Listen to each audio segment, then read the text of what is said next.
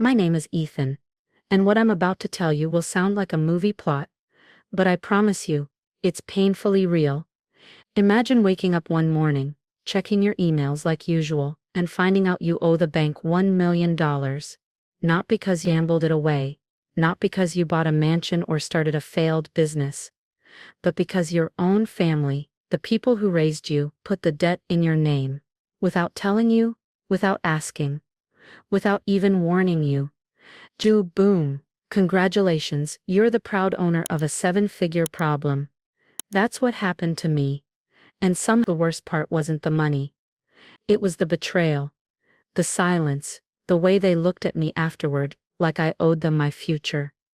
This is the story of how my family took everything from me, in the name of duty, and how I smiled through the storm, until the moment they learned I had a plan of my own. I was 28 at the time, living in a small apartment, working my way up in software development. Nothing fancy, nothing wild. Just a quiet, independent life that I'd built brick by brick with no handouts. I wasn't rich, but I was proud. And then came that morning. The email was from my bank. The subject line said urgent action required on $1 million personal loan. My heart stopped. I thought it was a scam. I clicked with shaking hands, ready to report it to spam, until I saw my full legal name on the documents. My address. My social security number. My signature, sort of. It was forged, of course, but close enough to pass unless you knew what to look for. I called the bank immediately. I was transferred, questioned, and then placed on hold for over an hour. When someone finally came back, they said, "Sir, this loan was processed weeks ago. Funds were transferred to the following recipient, Angela Hayes." My stomach dropped. Angela Hayes. My sister. Angela was always the golden child. The one my parents adored beyond logic. She could do no wrong in their eyes. Failed college. It was the professor's fault. Got into a toxic relationship. She was misunderstood. Blamed someone else for crashing mom's car. Must have been confusion. And I was just Ethan. The responsible one. The fix, the invisible safety net that caught everything she ever dropped. But never once did I think she'd drop $1 million bomb on me. I called her that night. No greeting. Just straight to the point. Why is there a $1 million loan in my name that got wired to your account? Silence. Then laughter. Yes, laughter. "Ethan, you're being dramatic," she said. "It's not like you're poor or anything." My hands clenched the phone so tight, I thought it might snap. "Angela," I said slowly. "I didn't sign anything. This is fraud. Do you understand what you've done?" She scoffed. "It's for my business, okay? Mom and Dad said you'd be the perfect person to help us get started." Us. That word hit harder than the debt itself. They were all in on it. The next call was to my parents. My mother answered with her usual chirpy tone, like everything was fine. I didn't even say hello. "Did you co-sign $1 million loan in my name with Angela?" A pause. A sigh. And then the worst sentence I've ever heard in my life. "Ethan, it's your duty to support your sister." I could feel the heat rising in my chest. "Duty," I said, nearly breathless. How is forging my signature, risking my credit, and stealing from me a form of duty? My dad took the phone then. "Son, calm down," he said like I was a child throwing a tantrum. "You're successful now. We needed someone stable to help Angela get on her feet. This is your family we're talking about." And just like that, my own blood looked me in the eye and said, "You owe us your life." That night I didn't sleep. I sat at my desk staring at my savings account, knowing full well I might lose it all. And yet somewhere inside me something clicked. I wasn't going to scream. I wasn't going to cry. I was going to fight. The next day I took off work. I needed every hour to think clear, cold, and sharp. I went through every document I could find. Bank statements, forged applications, emails between Angela and the loan officer using a fake Gmail pretending to be me. And I printed every last one of them. I wasn't just a victim anymore. I was a case file waiting to explode, and I was going to make sure I had the ammo. But still, a part of me hesitated. What kind of person sues their own family? What kind of man calls the police on his own sister? I stared at the ceiling all night, haunted by that question. And then I remembered my credit score, my job, my dreams of buying a house, all hanging by a thread. I remembered every time they told me you're the strong one, just so they could break me and call it help. And I remembered the laugh, Angela's smug little laugh when I confronted her. That did it. The next morning, I walked into a law office downtown. I'd never needed a lawyer before, but now I needed a shark. The guy's name was Robert Trent. Clean suit, no nonsense face, handshake like steel. I laid everything on the table. He didn't flinch. "You've got a case," he said, flipping through the papers. "And not just for fraud, we're talking identity theft, financial abuse, conspiracy." Hearing those words made my throat tighten. I wasn't crazy. I wasn't overreacting. I was violated. He asked if I wanted to go all the way, press charges, civil suit, the whole 9 yards. I paused. Then I said yes. Because if I didn't stand up now, I'd never stop falling. We filed everything within a week. And I didn't warn them. I wanted the papers to hit them like that loan had hit me. Sudden, sharp, and uninvited. And oh, they noticed. The day the summons arrived, Angela called me screaming. "What the hell, Ethan?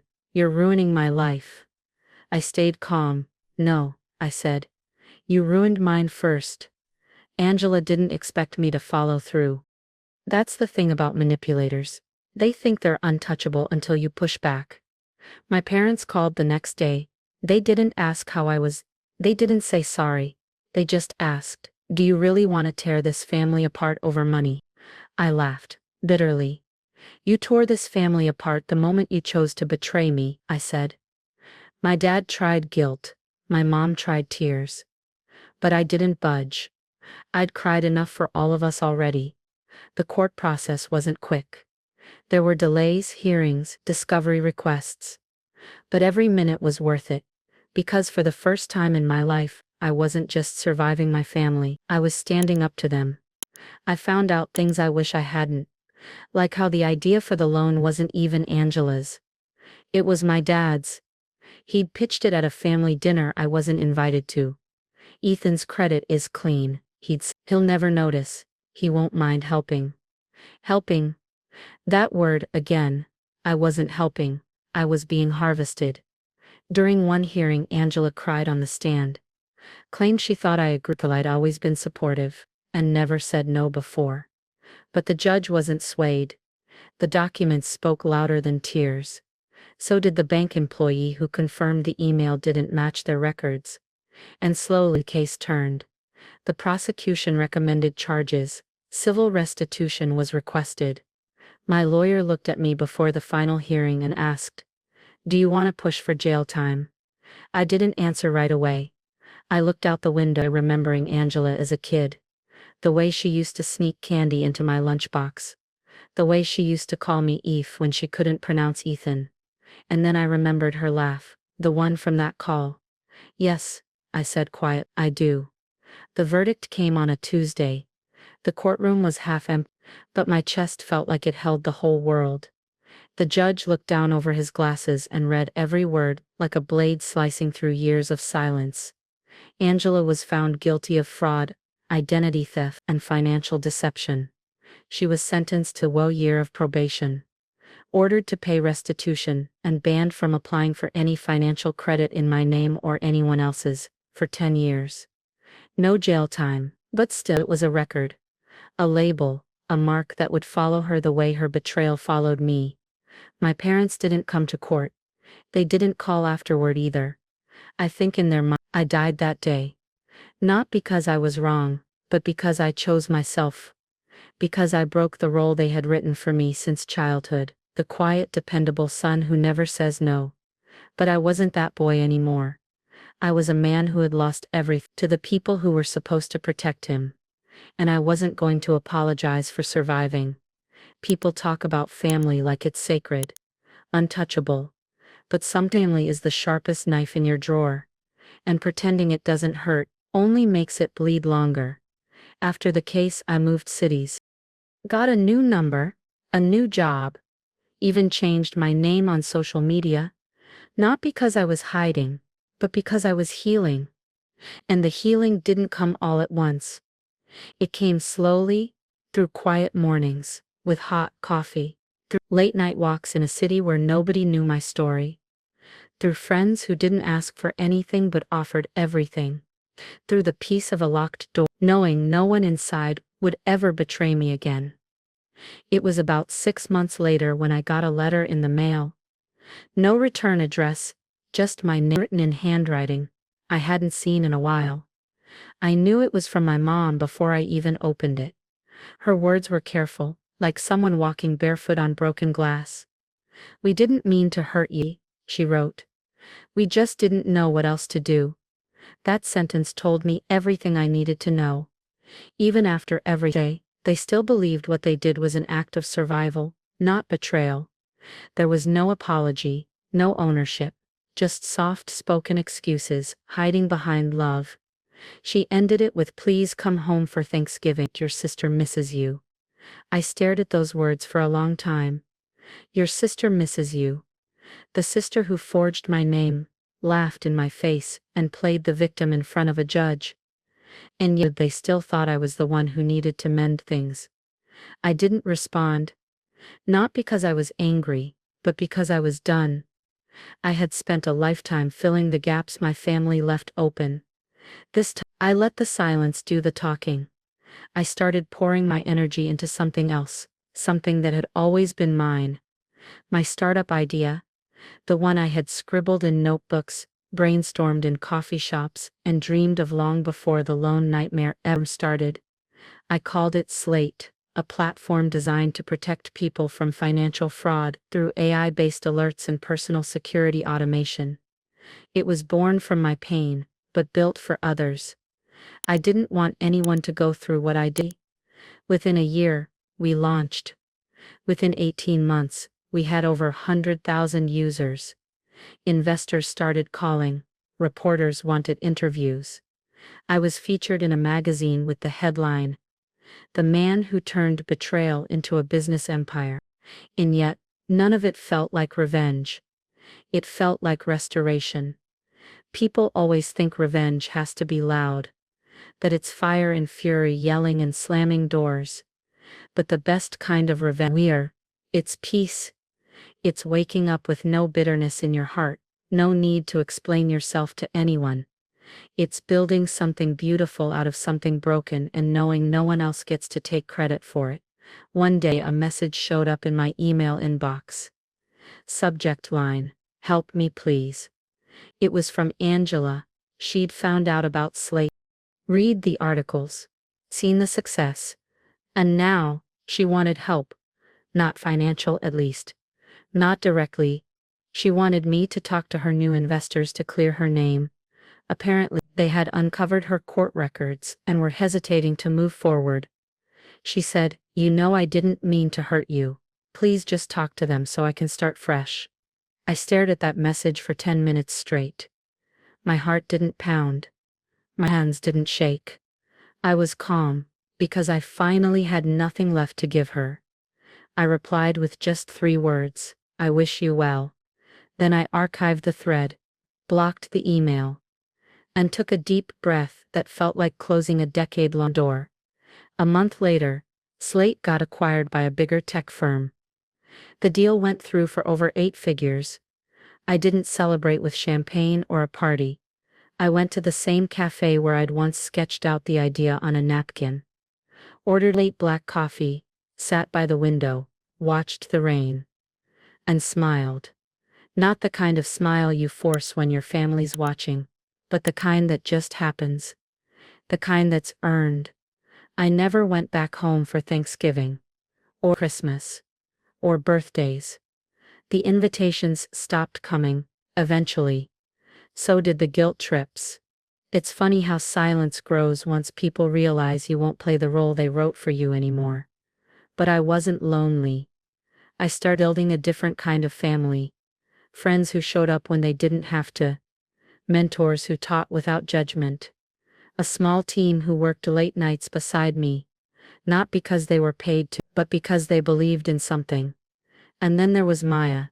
She joined our dev team 6 months before the acquisition. Smart, curious, a little sarcastic, deeply kind. She never asked about my past. Not until I was ready to share it.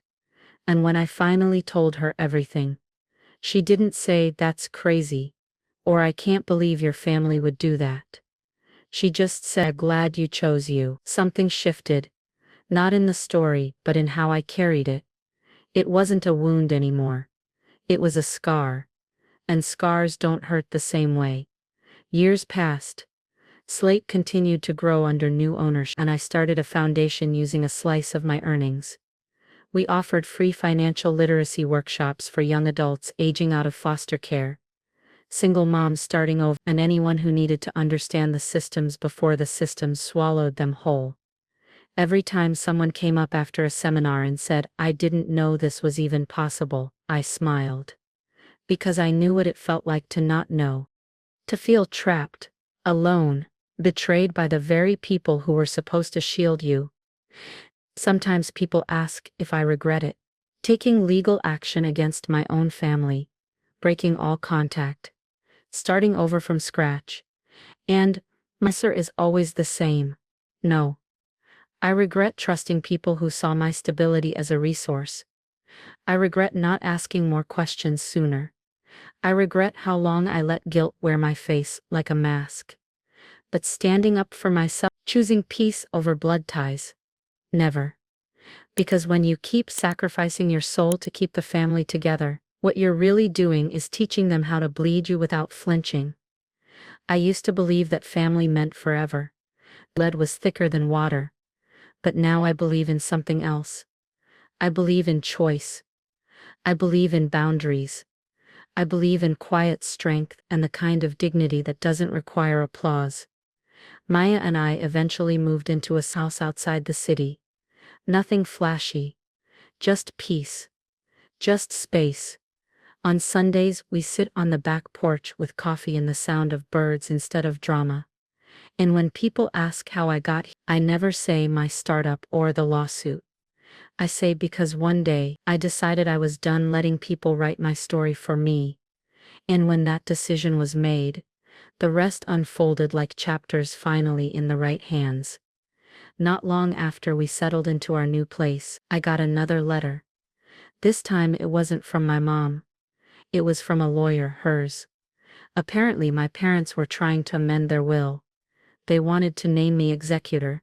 Even after everything. "Because you're the responsible one," the letter said. That phrase used to feel like a compliment. Now it felt like a weight wrapped in velvet. I didn't reply. I didn't reply. I didn't need closure from them anymore. I'd already closed that chapter. Locked it, buried it. Maya asked me once, "Do you ever miss them?" I thought about it honestly. The answer surprised even me. I miss the version of them I used to believe in. The bedtime stories. The Christmas mornings. The way my dad would hold my bike steady on the sidewalk. But I also know now those versions were wrapped in conditions. They loved me best when I was useful. When I didn't make noise. When I said yes. Real love doesn't come with invoices. Eventually I wrote a book, not a memoir but close enough. The Debt We Don't See. It was about invisible emotional debt, the kind families pass down like heirlooms. It hit the bestseller list within weeks. I didn't care about the numbers. I cared that people finally felt seen. At book signings, strangers would come up crying, saying, "I thought I was the only one." And I'd say, "You're not, not even close." Years passed like soft echoes, quiet, but steady. I turned 35 surrounded by people who knew my heart, not just my resume. Maya baked a cake herself, messy frosting and all. And we spent the evening slow dancing in the living room to old records. No big party, no forced smiles. Just us. That night, I sat outside under the stars and let myself feel it all. The grief, the peace, the pride. Healing isn't a straight line. It's not a checklist or a timeline. It's showing up for your own life one day at a time, even when your heart still limps a little. And I limped for a long time, but now, I run. One afternoon, I received a message on LinkedIn from a name I hadn't seen in years. My childhood neighbor, Ben. We used to ride bikes together until the streetlights came on. He said he'd seen the interviews, read the book, and finally understood. Said he remembered the way my parents used to talk down to me, always so casual like it was normal. Said he was proud of me. I stared at that message for a while. It's strange how someone from your past can shine a light you didn't even realize was missing. I replied, "Thank you, that means more than you know." And it did. Sometimes we wait our whole lives for our family to say the words we need, but sometimes healing comes from unexpected places. And you learn, maybe you don't need their apology to let go. A few weeks later, I found myself speaking at a university panel. The topic was resilience after betrayal. I sat beside doctors, authors, and psychologists, people with PhDs and tenured titles. And yet, when it was my turn to speak, the room went still. "I'm not here because I studied this in a classroom," I said. "I'm here because I lived it." I told them about the loneliness, the silence, the courtroom, the rebuilding. I told them that healing didn't mean pretending it didn't happen. It meant learning to live without dragging it everywhere. Afterward, a girl, maybe 21, came up to me with watery eyes. "My dad co-signed a car loan in my name when I was 16, she whispered. "He never paid it." I thought I was crazy for being angry.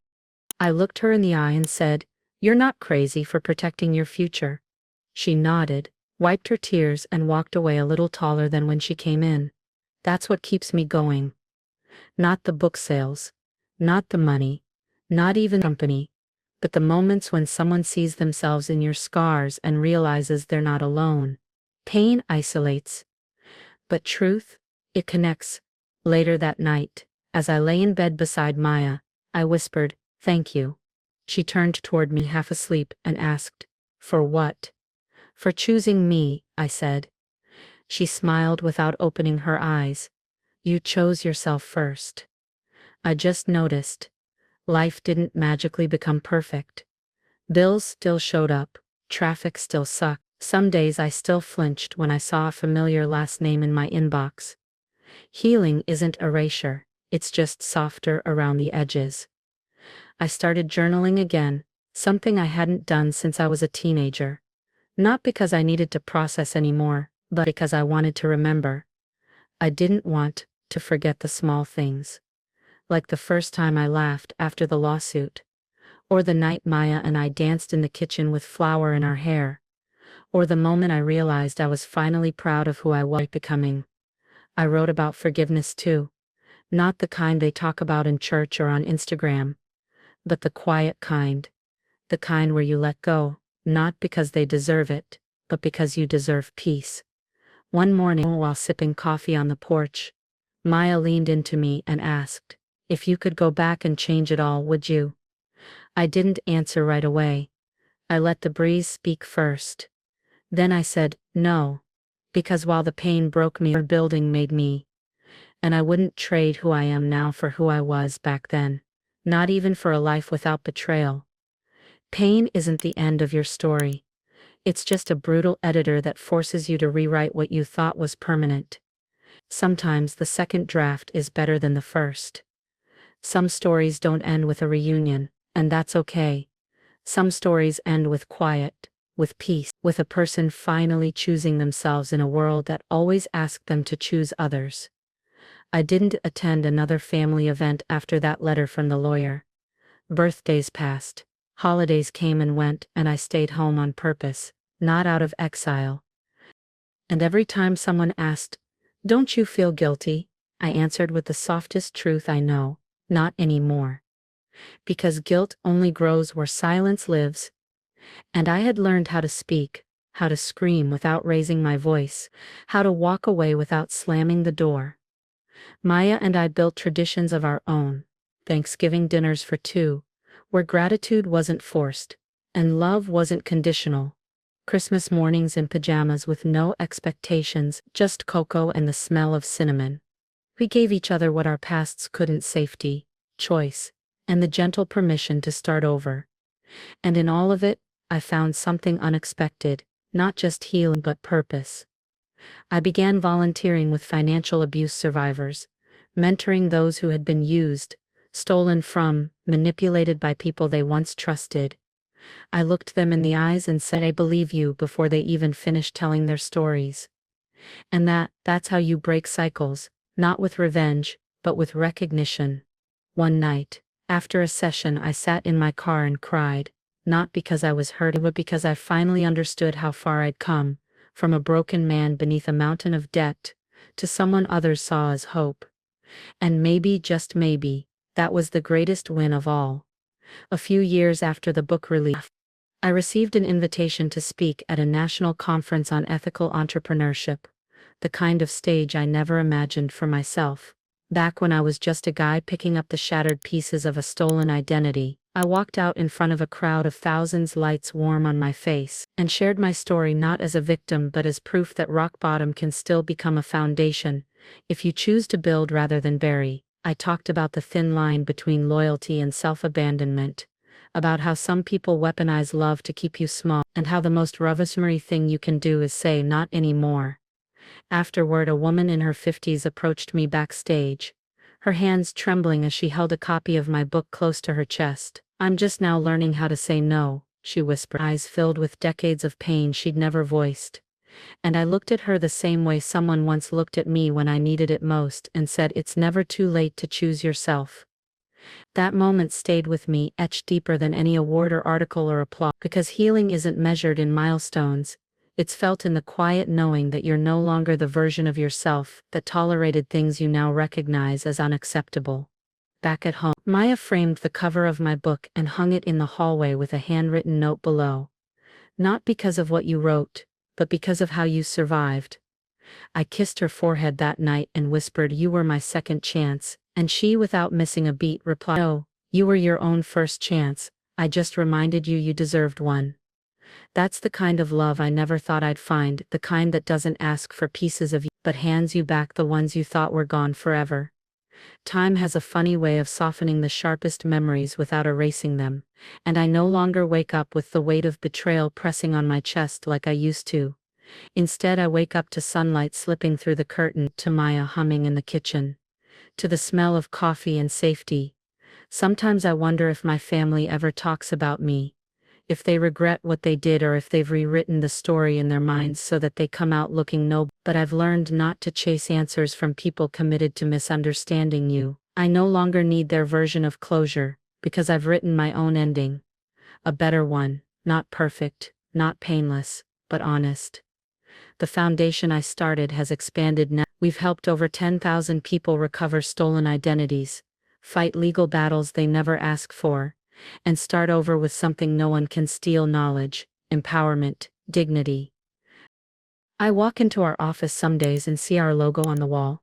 Slate, bold and unshakable, and I remember the first sketch I ever made of it, on a diner napkin, now framed on my desk like a quiet promise I kept to myself. And on days when imposter syndrome tries to creep back in, whispering that maybe I'm still just that guy who once got used by his own blood, I look around at what I've built and think, maybe that's true, but I'm also the guy who rose from it, brick by brick, truth by truth. There's something sacred about rebuild, not because it erases the past, but because it honors it by refusing to be defined by it. My story didn't begin at the betrayal, and it didn't end at the lawsuit. It began the day I chose myself and kept choosing myself every day after, no matter how hard it got, no matter how loud the guilt screamed. Years later, on a cool autumn morning, I received a letter, not an email, not a message, but an actual handwritten letter, sealed in an envelope with trembling cursive on the front. It was from my sister, the one I was told to protect, the one my family said I owed everything to. Inside were just a few sentences. I didn't know how bad it really was back then. I was young, but that's no excuse. "I hope someday you'll let me say this in person." I read those words again and again, searching for bitterness, for anger, but all I felt was a strange kind of stillness, like the last raindrop before the clouds finally clear. I didn't respond right away. I needed time, not out of spite, but out of self-respect, because forgiveness is a door you open for yourself first, and only then can you invite others in. Eventually I wrote back, not with conditions or expectations but with boundaries. I told her I was open to a conversation someday, maybe, but I wouldn't reopen old wounds for the sake of nostalgia or guilt.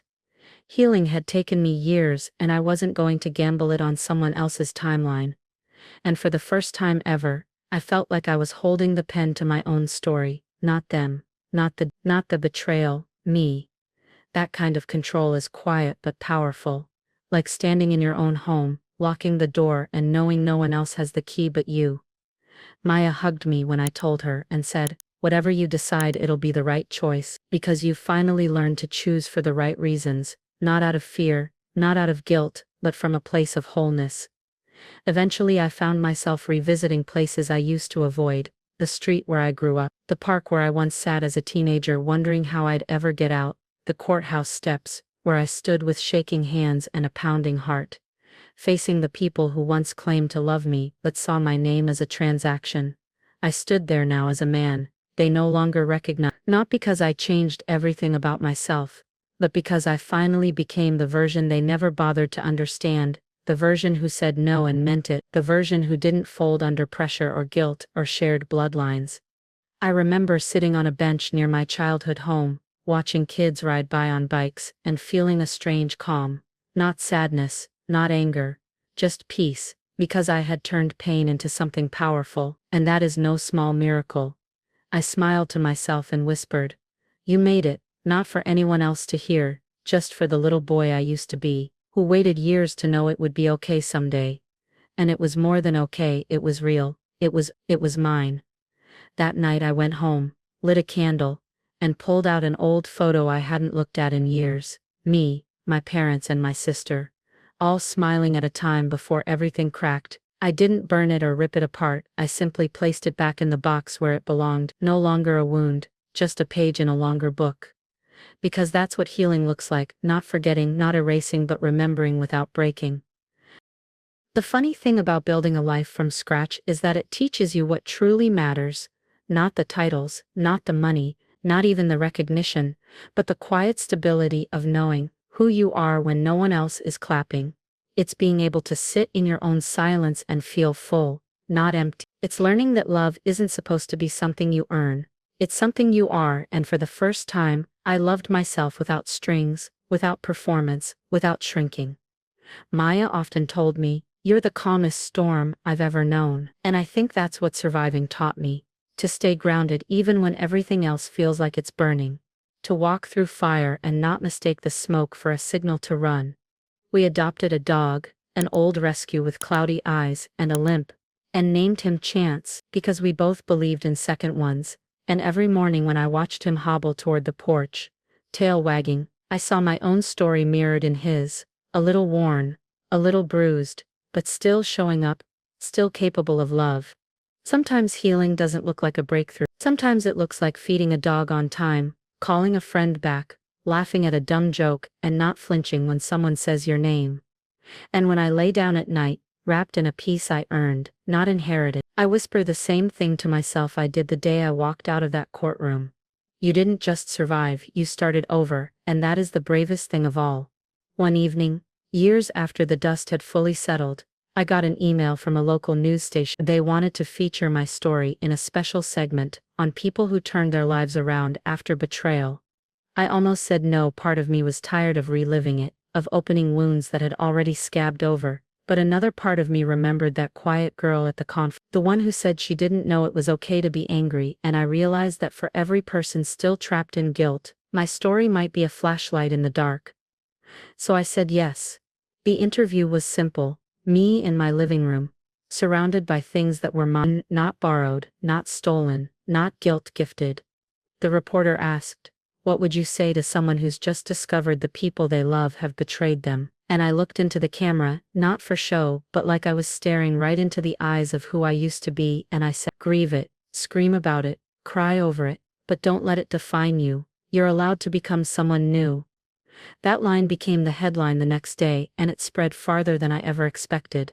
People from other countries wrote to me, shared their own stories of betrayal, of stolen inheritances, of parents who chose tradition over truth. And in those words I saw proof that pain is universal, but so is the capacity to rise.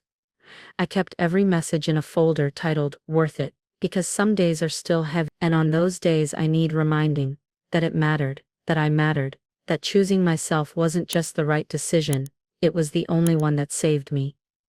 Sometimes when I'm driving alone with the windows down and my favorite song humming low through the speaker, I catch myself smiling for no reason, not because everything is perfect, but because I finally know what peace feels like. It doesn't roar, it doesn't announce itself, it just sits beside you quietly like an old friend, and you realize you've stopped waiting for the other shoe to drop, because you're no longer in someone else's house, living by someone else's rules, fearing someone else's storms. I think about that version of me who once thought forgiveness meant giving up your boundaries, who thought saying no made you cruel, who thought family was a cage you had to decorate and endure, not a choice you were allowed to walk away from. That version of me deserved more, and I'm proud I finally gave it to him. And if you're reading this, or hearing this, or just quietly relating in the back of your mind, I want you to know something with every ounce of my soul. You are not crazy, you are not wrong for wanting a life that doesn't hurt. You are allowed to protect your peace, even if the people you love don't understand it. You are allowed to outgrow dysfunction, even if it looks like betrayal to those still trapped in it.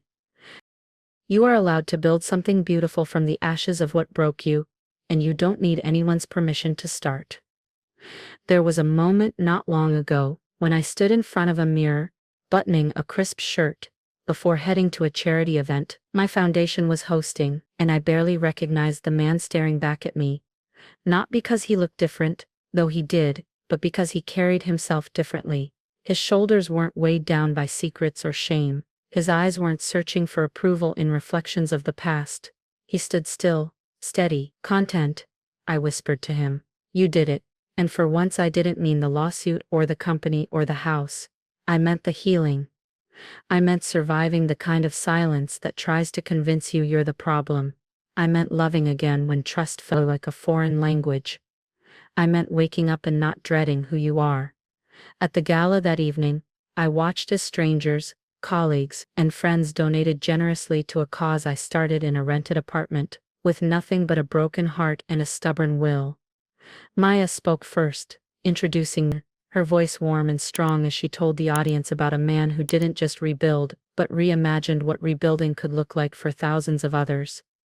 When I took the stage, I didn't talk about betrayal or revenge or even justice. I talked about reclamation, the act of taking back what was always yours, your worth, your voice, your future. And I ended by saying, we are not the things done to us, we are the stories we choose to write after. After the event, a young man in his 20s approached me outside the venue. He looked nervous, hands shoved in his pockets, voice barely above a whisper when he said, "My father did the same to me, took out loans, ruined my credit, blamed me when I couldn't pay." He laughed bitterly, eyes flickering with pain. I knew too well. They call me ungrateful now that I've gone no contact. I placed a hand on his shoulder and told him the truth I once needed to hear. Distance doesn't mean hatred. Sometimes it's the most loving thing you can do for yourself. He nodded, and for a brief second, we just stood there, two men from different lives, connected by the same ache, the same scar, the same slow healing. And I realized something in that moment, something I'd felt in pieces but now fully understood. My pain had never been wasted. It had become a bridge. Every person who wrote me approached me, thanked me. They weren't just supporting my work. They were reminding me why I chose to survive in the first place. And not just survive but tell the story loud and clear so no one else would feel as alone as I once did, pacing the floors of a dark apartment, wondering if dignity could be rebuilt from nothing. It can, I'm living proof. And if no one has told you yet, let me be the first. Your story isn't over, your worth isn't gone, and you, even now, are enough. Somewhere between the chaos and the clarity, I found a new rhythm to life, not one built on obligation or shame, but one that moved gently like a song only I could hear. I no longer measured my worth by how much I sacrificed for others, or how silent I could stay to keep the peace.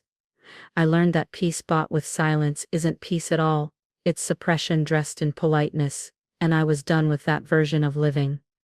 These days, I spend my mornings walking barefoot on the grass, with Chance padding alongside me, the sky painted in soft pastels, the world quiet and forgiving, and I realize I've built a life where I don't flinch at phone calls, where I don't brace for impact every time the mail comes, where my past sits beside me like an old friend, not forgotten, not erased, but no longer running the show. I started writing again, not for courtrooms or articles but for myself, for the boy who once scribbled in a composition notebook under the cover, dreaming of a life where he mattered more than his mistakes. And in those pages I found closure. Not the kind you beg for from others, but the kind you carve out of truth, out of honesty, out of refusing to let your story be written by the ones who tried to erase you. My last chapter isn't about revenge, it's about reclamation. And if you remember anything from my story, let it be this. You have the right to start over, to walk away, to choose yourself, even if no one claps for you, even if they call you selfish, even if they never say sorry. So when the next holiday came around, and I received yet another invitation from the family I no longer recognized, I didn't hesitate, I didn't wrestle with guilt, or wonder if declining would make me the villain in someone else's story. I simply replied, "Thank you, but no," then closed the message and poured myself a cup of tea, sat beside Maya, and watched the sun set in absolute peace, because I had nothing to prove, nothing to fix, nothing to sacrifice anymore. And that's what freedom looks like, not a dramatic exit, not slamming doors but a quiet choice to stay gone, to stay whole, to protect the life you built with your bare hands and your bleeding heart.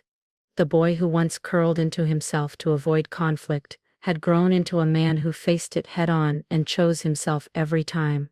My story began with a stolen name, a family's betrayal, and $1 million lie, but it ends with a truth stronger than blood. You can lose everything and still come home to yourself.